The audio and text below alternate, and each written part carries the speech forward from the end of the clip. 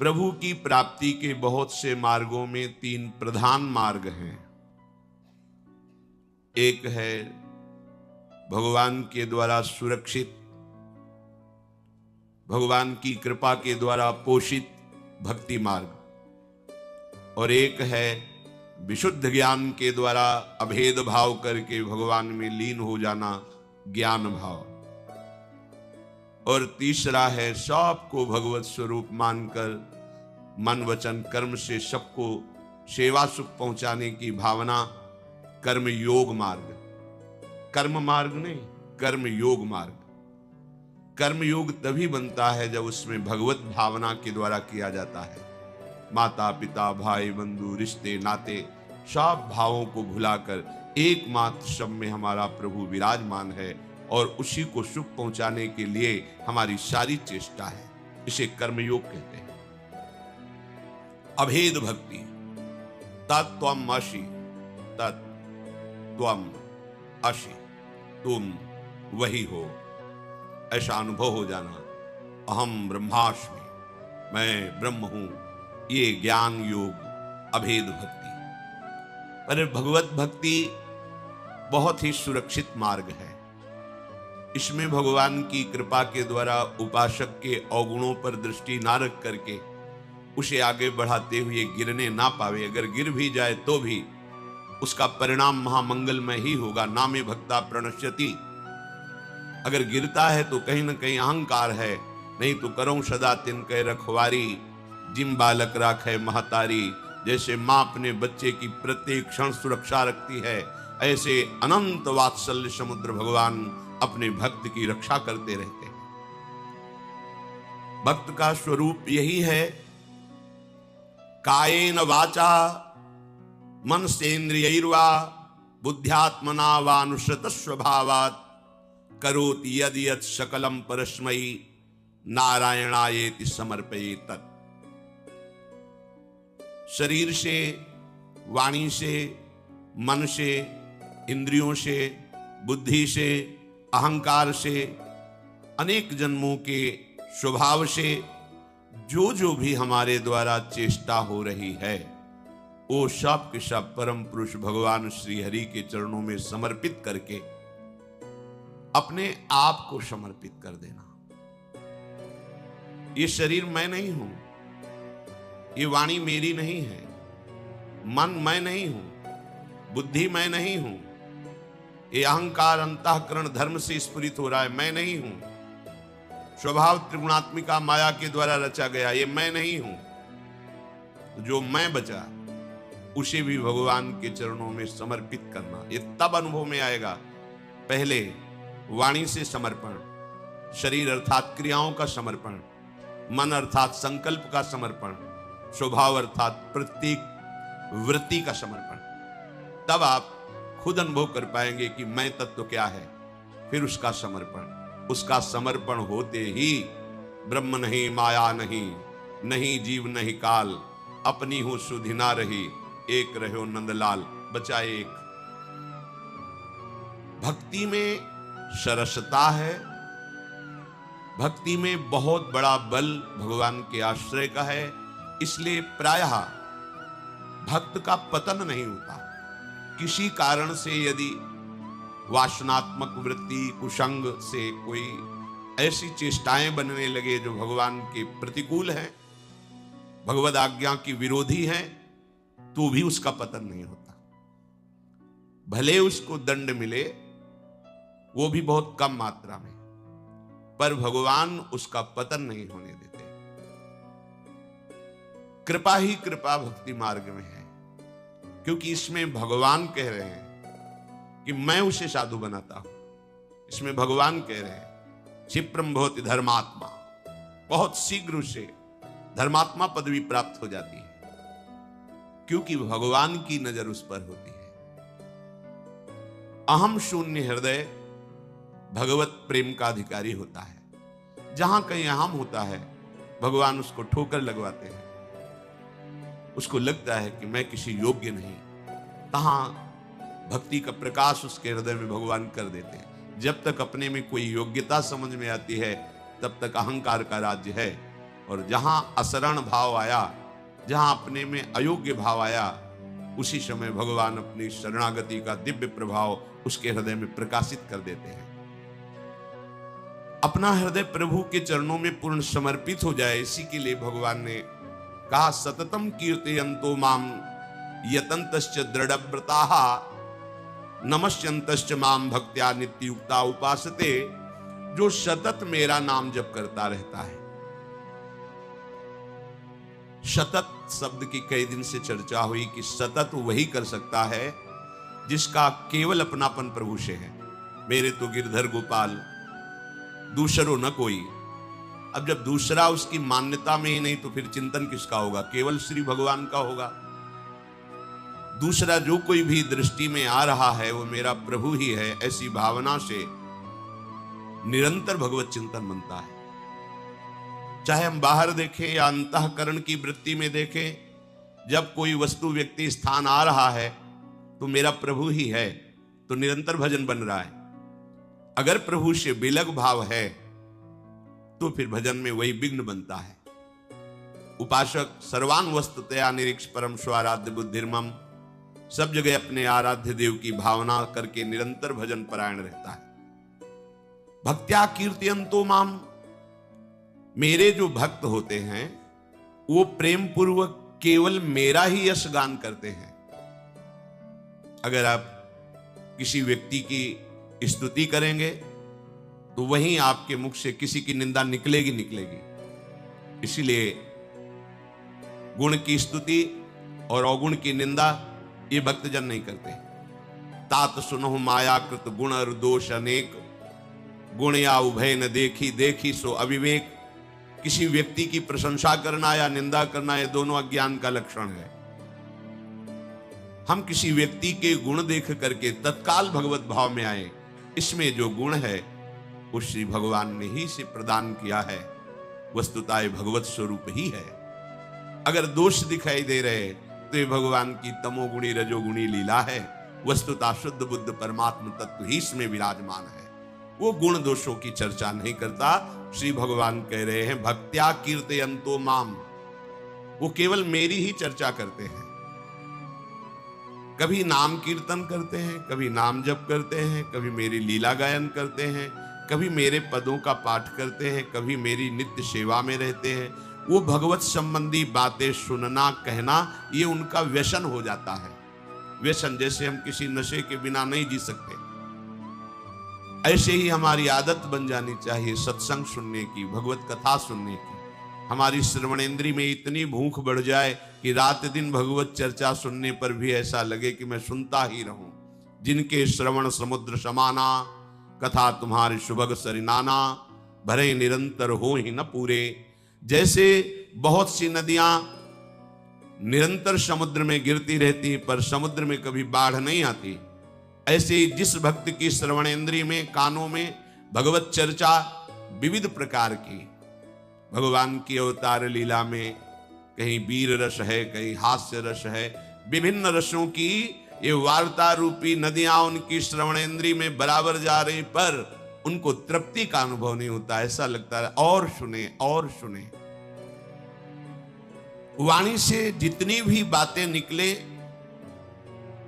वो भगवत संबंधी, तो एक दिन ऐसा होगा कि आपकी हर बात स्तोत्र बन जाएगी। जिसने अपने जीवन को प्रभु के चरणों में समर्पित कर दिया, उसका चलना प्रभु की परिक्रमा मानी जाती है। एक एक कदम जो परिक्रमा में फल मिलता है, वो जहां भी चलता है उसको परिक्रमा का फल मिलता है। वो जो भी बोलता है वो स्तोत्र का फल उसे मिलता है। वो जब शयन करता है तो समाधि का फल उसे प्राप्त होता है, जो भगवत समर्पित हो गया है। संचारः पदयोः प्रदक्षिण विधि स्तोत्राणि सर्वागिरौ, यद्यत् कर्म करोमि तत्तदखिलम शंभो तवाराधनम। जो भी उससे चेष्टा होती है वो सब भगवान की प्रसन्नता का हेतु हो जाती है, क्योंकि उसने अपने आप को भगवान के चरणों में समर्पित कर दिया। ऐसा भजन अपनी अहम वृत्ति से कभी नहीं हो सकता। यही भगवत प्राप्ति का सहज स्वरूप है। क्या? अपने को जब समर्पित कर दिया तो हमारी वाणी से जो कुछ निकलेगा वो सब भगवत स्तोत्र माना जाएगा। हमारे चरण जहां चलेंगे वो परिक्रमा मानी जाएगी। हमारे शरीर से जो चेष्टा होगी सब भगवत सेवा मानी जाएगी। हमारी नींद भी समाधि में गिनी जाएगी। क्योंकि वो भगवत समर्पित है, उसकी प्रत्येक चेष्टा भागवतिक होगी। जब हम प्रभु से अपनापन ना करके साधना करते हैं तो उसका ब्रह्मलोक तक फल मिलता है, पर फिर आना पड़ता है मृत्यु लोक में। और जब हम अपने आप को प्रभु को समर्पित कर देते तब शुद्ध भक्ति का प्रादुर्भाव होता है। नमस्यंतश्च, क्योंकि वो भक्त प्रतिपल नमस्कार करता रहता है। उसमें दिव्य जब सद्गुण आते हैं और उन सद्गुणों का सम्मान होता है तो प्रभु का दुलार देखता है, कितना दुलार करते हैं प्रभु।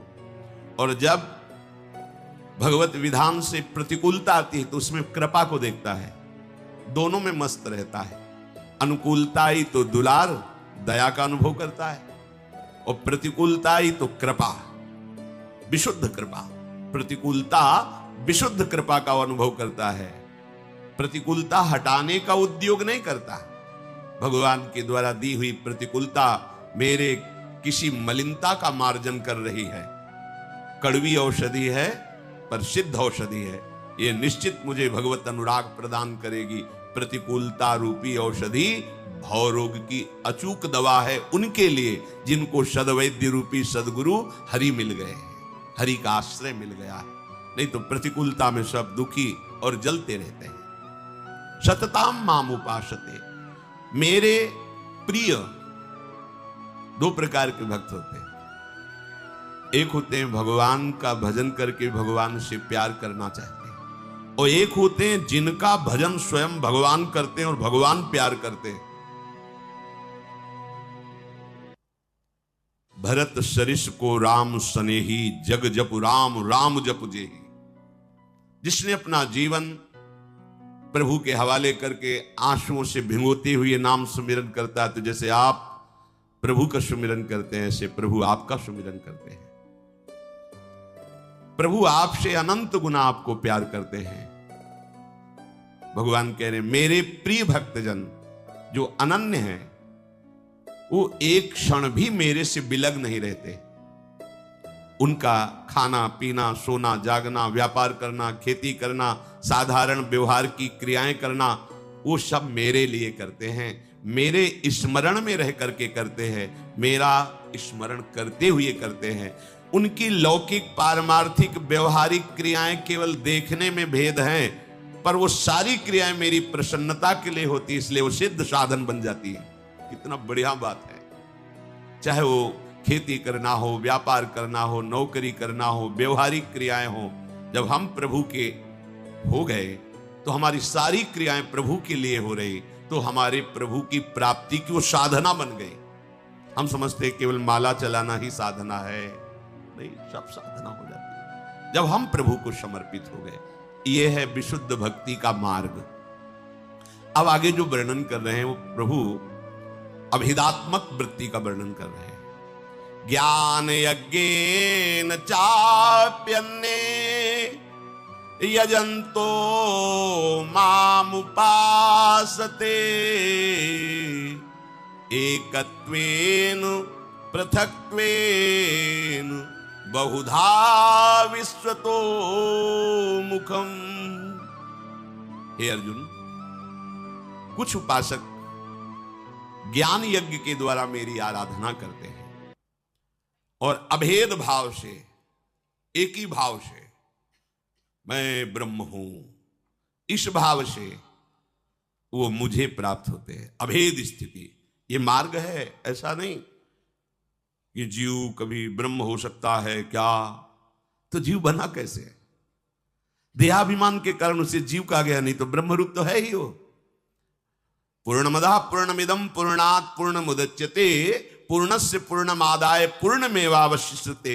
उस परब्रह्म पूर्ण परमात्मा का अंश भी पूर्ण परमात्मा है। भूल गए हैं अपने स्वरूप को, इसलिए हम अपने को स्त्री पुरुष मानने लगे, नीच उत्तम अधम मानने लगे, फिर जीव कहा गया। ये भगवान कह रहे कुछ ऐसे महत भाग्यशाली उपासक हैं जो ज्ञान यज्ञ के द्वारा अभेद भाव से मेरी आराधना करके एकत्व को प्राप्त होते, मेरे स्वरूप में स्थित हो जाते हैं, अर्थात मैं ही उनकी आत्मा हूं, वो आत्मस्वरूप से मेरा अनुभव कर लेते हैं। बड़ा भावुक प्रसंग है। भला कोई माता अपने पुत्र को वैरागी बनाने की सोचे, ये तो कोई बिरला ही माता होती है।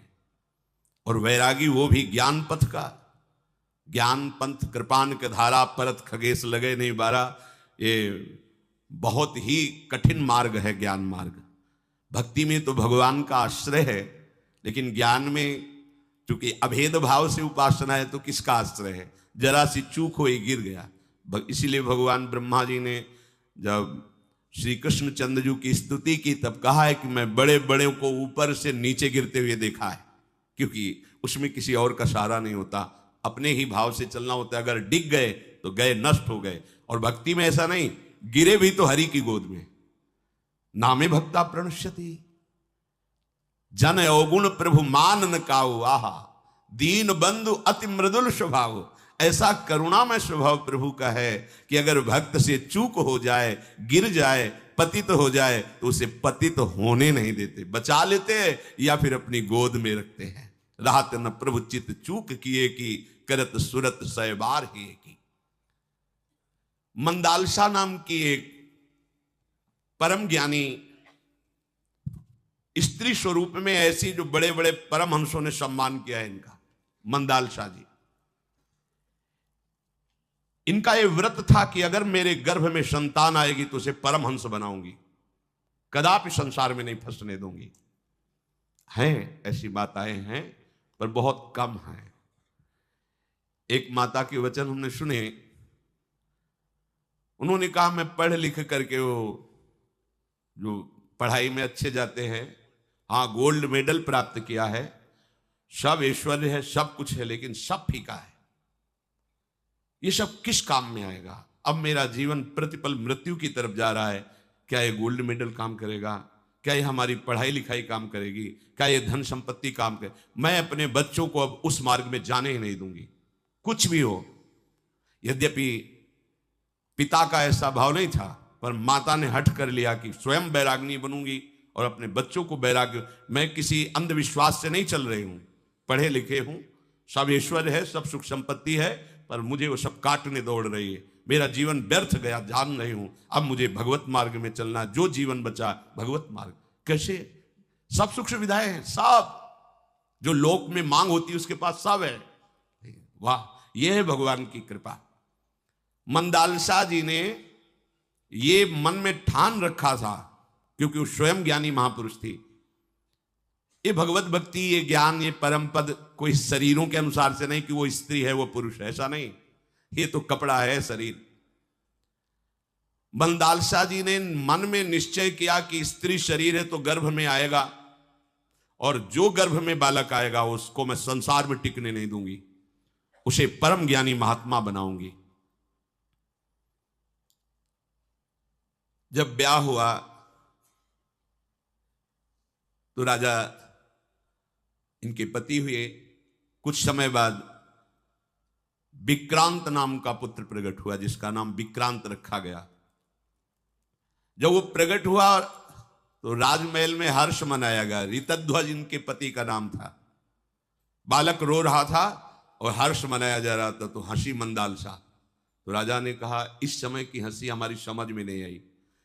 बोले, जीव रो रहा है और तुम उत्सव मना रहे हो, इसका रोना मिटाना है मुझे।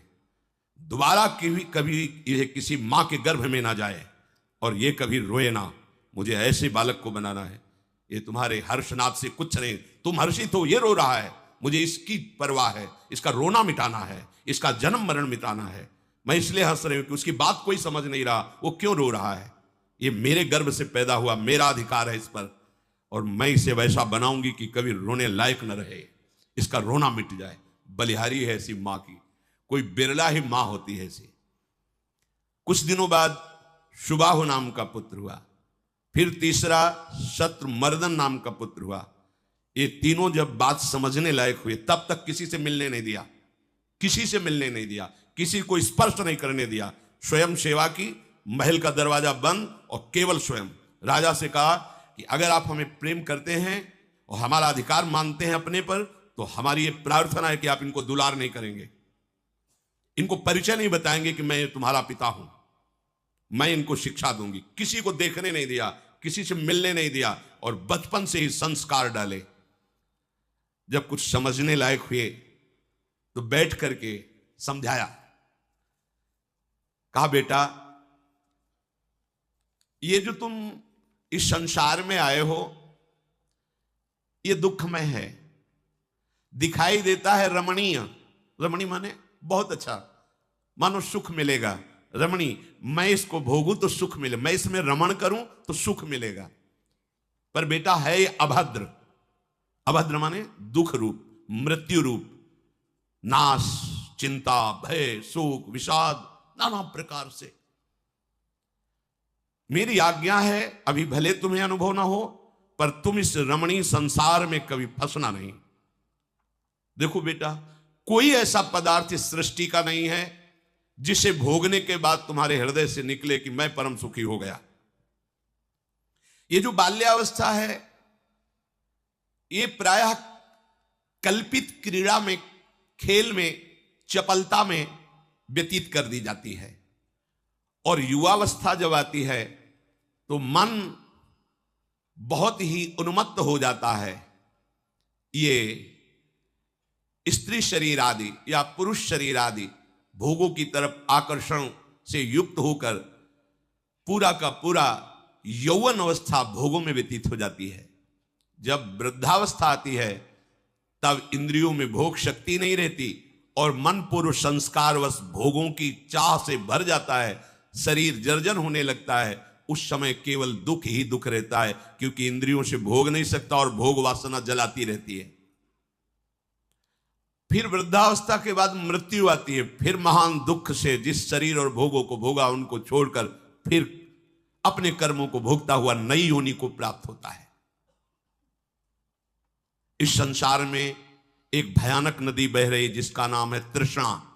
तृष्णा भोगे हुए भोग को बार बार भोगने की इच्छा, इसे तृष्णा कहते हैं। बेटा इस नदी में एक बार जो गिर गया और निकल नहीं पाता है, सच्ची बात। जो एक बार भोगों में उतर गया फिर कितना भी ज्ञान विज्ञान लगाए, बार बार वृत्ति उन्हीं भोगों की तरफ जाती है, बार बार भोगे हुए भोग को भोगता है, हाथ लगता कुछ नहीं, बस एक तृष्णा बढ़ती चली जाती है।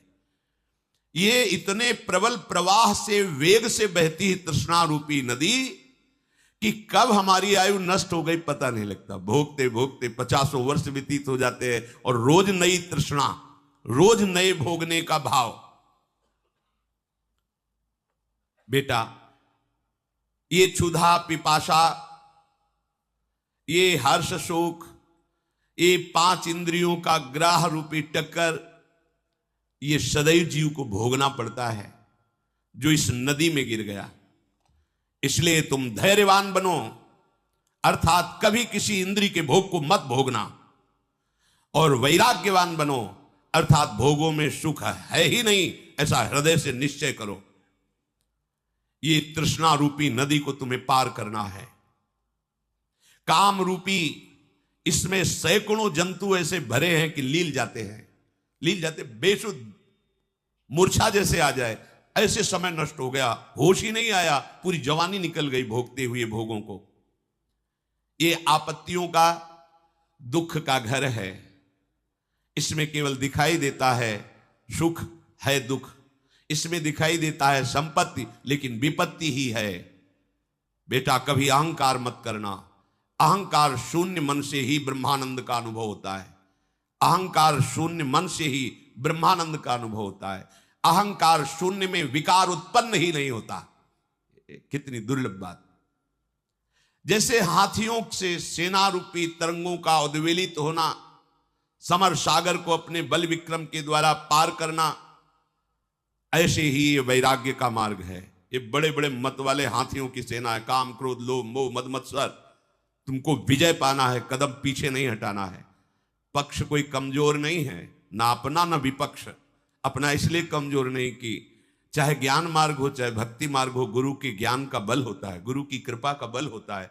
हमें कोई परास्त नहीं कर सकता है। यदि हम अहंकार का बल लिए हैं तो हार जाएंगे, और यदि गुरु कृपा का बल है तो कोई परास्त नहीं कर सकता। अपने बेटों को समझाया कि ये जो कुछ तुम्हें दिखाई दे रहा है दृश्य जगत, ये बिल्कुल नाशवान है, ये टिकने वाला नहीं है। नहीं है फिर भी दिखाई दे रहा है। कैसे? जैसे कोई स्वप्न में देख रहा है कि मैं राजा हो गया, मेरी इतनी संतानें हो गई, मेरा इतना वैभव है, बिल्कुल सत्य भास रहा है स्वप्न में। लेकिन जगह तो ना राज्य था, ना राजा था, न संतानें थी, न सुख था, कुछ नहीं, कुछ नहीं। स्थूल शरीर पड़ा हुआ है, सूक्ष्म शरीर से चेतना में मन केवल रच रहा है। एक मन ही होता है स्वप्न में, दूसरा कुछ नहीं। वही शत्रु बन जाता है, वही मित्र बन जाता है, वही जगत बन जाता है, वही सब सुख संपत्ति भोग दुख आदि सब कुछ वही बन जाता है। और जब जगे तो कुछ नहीं था।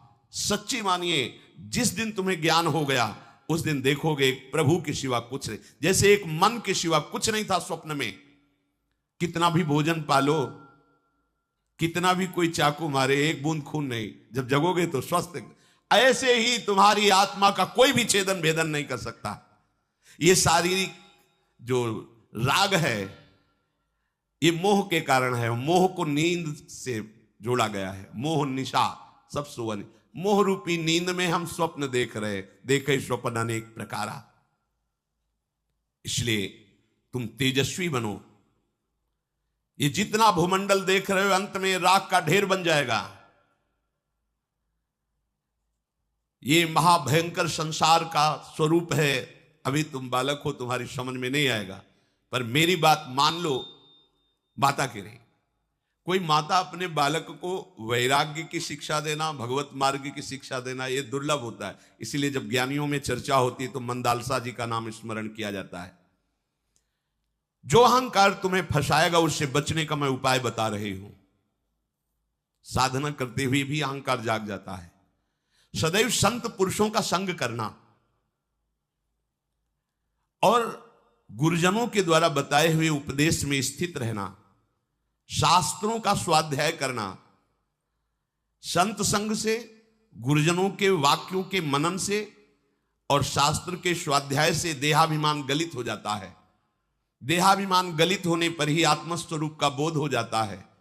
आत्मस्वरूप का बोध होने पर परब्रह्म परमात्मा साक्षात्कार की वो दिव्य आनंदमयी वृत्ति उसके हृदय में जागृत हो जाती है। जिसके हृदय में परमात्मा साक्षात्कार की वृत्ति जागृत होती है वो पूरे संसार में आनंद पूर्वक विचरता है। कोई भी घटना उसे शोक प्रदान नहीं कर सकती। ये स्थिति का वर्णन। कोई भी भोग सामग्री सामने होने पर उसमें कामना पैदा नहीं कर सकती। देखो यह है भगवत साक्षात्कार का स्वरूप। कोई भी घटना शोकित नहीं कर सकती जिसको भगवत साक्षात्कार हो गया है। कोई भी भोग सामग्री उपस्थित सामने है पर भोगने की इच्छा नहीं जागृत हो सकती। ना कोई शुभ ना कोई अशुभ, उसके अंदर कोई चाह नहीं रह जाती। संसार में सब कुछ करते हुए भी वो अकर्ता रहता है। वो किसी पक्षपात में नहीं होता। आत्मस्वरूप में जो स्थित महापुरुष है उसका तन मन कर्म सब पवित्र होता है। सत शास्त्रों से प्रतिपादित उसके सारे कर्म होते हैं, क्योंकि भगवत स्वरूप है। उसके द्वारा कोई अधर्माचरण हो ही नहीं सकता। सब कुछ करते हुए उसमें किंचन मात्र भी कोई कर्ता भाव नहीं रहता। ये बड़ी बात। इसी का इशारा श्रीमद् राधा सुधा निधि में भी किया है। कर्माण श्रुति बोधितान नितराम कुर्वन्तु कुर्वन्तु मा गूढ़ा शरीर शास्त्रगाद विषयान गृहणन्तु मुंचन्तु वा। वो विषय सेवन करे या त्याग दे, शास्त्र के अनुसार कर्म करे या ना करे, कोई फर्क नहीं पड़ता, क्योंकि वो स्थिति को प्राप्त महापुरुष है। वो बोलता हुआ भी नहीं बोलता, आता हुआ भी नहीं आता, जाता हुआ भी नहीं जाता, कर्म करता हुआ भी नहीं करता, वो खाता हुआ भी नहीं खाता। आप कहोगे ऐसी कैसी बात है? पर भक्ति मार्ग में भी यही है। वो प्रसाद पाता है, कोई वस्तु नहीं पाता। जो भोग अर्पित हुआ उस ठाकुर जी श्री जी का प्रसाद है। प्रसाद को प्रसाद भाव से, एक खीर है, रबड़ी, इस भाव से पाओगे बंध जाओगे। ये प्रसाद है हमारे प्रियालाल का। तो प्रसादे सर्व दुखा नाम हानि रस्यो, प्रसाद महामंगल मोद प्रकट करके देह भाव का नाश करता है। वहां अहम से समर्पित होकर के अभेद भाव से ब्रह्म स्वरूप में स्थित हो गए। यहां अहम को समर्पित करके प्रेम भाव में स्थित हो गए, जो ज्ञान भाव से भी श्रेष्ठ है। जिस पुरुष को अपने गुरुदेव के वचनों पर विश्वास नहीं, शास्त्र वचनों पर विश्वास नहीं, उसका अनुभव ऐसा नहीं हो सकता। जब गुरुदेव के उपदेश की एक वाक्यता आपके निश्चय की मिले, तब मानना की बात हो गई। जो गुरुदेव के वचन वही अनुभव, जो शास्त्र के वचन वही अनुभव, वो निरंतर अभ्यास के द्वारा अपने स्वरूप में स्थित हो जाता है। भारी से भारी विपत्ति आवे या संपत्ति आवे, उस तत्वज्ञानी महापुरुष के हृदय में कोई फर्क नहीं पड़ता। चाहे वो मूर्खों से घिरा रहे या विद्वानों से घिरा रहे, कोई फर्क नहीं पड़ता। बिल्कुल ठीक ऐसा ही राधा सुधा निधि में है कि वो बहिर्मुख पुरुषों का भी संग करे तो कोई फर्क नहीं पड़ता, क्योंकि आपकी दृष्टि में बहिर्मुख पुरुष है और वो अपने आत्मस्वरूप में, अपने आराध्य देव में स्थित है।